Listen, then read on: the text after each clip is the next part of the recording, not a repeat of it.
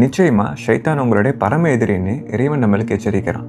ஏன்னா ஈரோலக வாழ்க்கையில நம்மளை அழிக்கணுங்கிறது தான் ஷைத்தானுடைய ஒரே எண்ணம். அதுக்காக அவன் பல வழிகளை முயற்சிக்கிறான், பல வகையான ஆயுதங்களை பயன்படுத்துறான். குறிப்பா பொருளாதார விஷயங்கள்ல தான் அவன் மக்களை அதிகமா வழிகெடுக்கிறான்னு இமாம் இப்னு ஜவுசி ரஹ்மத்துல்லாஹி அலைஹி சொல்றாங்க.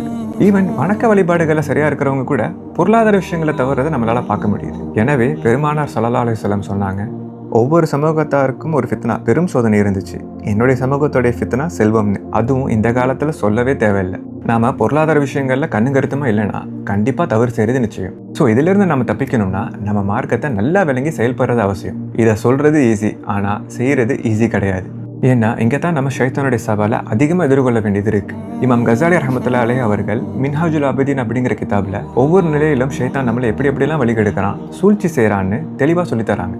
முதலாவதா அவன் நாம ஒரு நல்ல காரியத்தை செய்ய விடாம தடுக்கிறான். அறியாமை இல்ல தவறான எண்ணங்களை பயன்படுத்தி இப்படி செய்யறான். பொருளாதார விஷயங்கள்ல பார்த்தோம்னா சம்பாத்தியம், செலவு, சேமிப்பு, முதலீடு, ஜகாத் போன்ற பல விஷயங்கள்ல நம்மள சரியா செயல்பட விடாம பண்ணுறான். இதுல நம்ம எப்படியோ மீண்டு வந்துட்டோம்னா அடுத்து அந்த நல்ல காரியத்தை செய்யறத தள்ளி போட வைப்பான். நாளைக்கு செஞ்சுக்கலாம், அடுத்த மாசம் பார்த்துக்கலாம், இந்த மாதிரியான எண்ணத்தை ஏற்படுத்துவான். எனவே அல்லாஹ் திருமறையில பல இடங்கள்ல நல்ல காரியத்துல முந்திக் கொள்ளுங்கள்னு சொல்றான். சொல்லப்போனா போடுபோக்குத்தனம்ங்கிறது ஷைத்தானியத்தான குணம். இதுலயே நம்ம ஜெயிச்சிட்டோம்னா அடுத்து நம்மளை அவசரப்படுத்தி இல்லை கண்மூடித்தனமாக செயல்படுத்தி அந்த நல்ல காரியத்தை அறகுறையாக செய்ய வைப்பான்.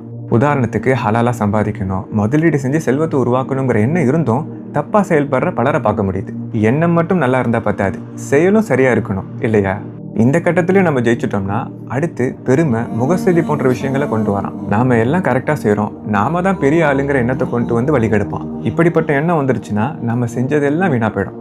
எனவே நம்ம ஷைத்தானுடைய சூழ்ச்சி வலைகளை அறிஞ்சு செயல்பட வேண்டியது முக்கியம். நல்ல காரியத்தை செய்யணும், தள்ளி போடக்கூடாது, மேலும் அதை சிறப்பாக செஞ்சு முடிக்கணும். எப்போவுமே அல்லாஹ்வுடைய பொருத்தத்தை மட்டுமே நாடி அவனுக்கு அடிபணிஞ்சு வாழணும். நீங்கள் இப்போ எந்த கட்டத்தில் என்ன மாதிரியான ஷைத்தானுடைய சூழ்ச்சிகளை எதிர்கொண்டுட்டு இருக்கீங்கன்னு யோசிச்சு பாருங்க. உங்களுக்கு புரிஞ்சிருக்கும் நம்புகிறேன். இன்ஷா அல்லாஹ் மீண்டும் சந்திப்போம்.